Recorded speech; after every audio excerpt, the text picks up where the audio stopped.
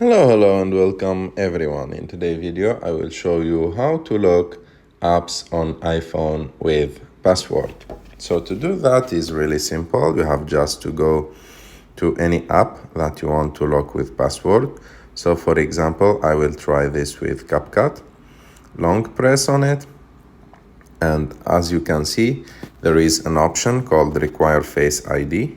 Click on it, and here you will have multiple options.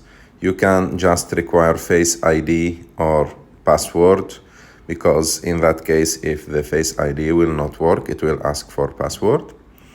Or you can also choose to hide it and require Face ID. That means the app will be hidden, and when you try to open it, it will require Face ID. So for me, I will just choose Require Face ID.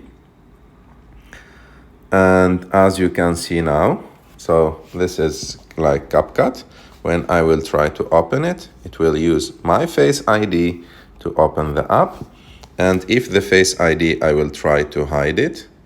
So it's like the app says that it can detect Face ID. I will try to get it again, not working again. Now it will ask for the passcode. I will give the passcode, and now it's open. I hope that you like this video.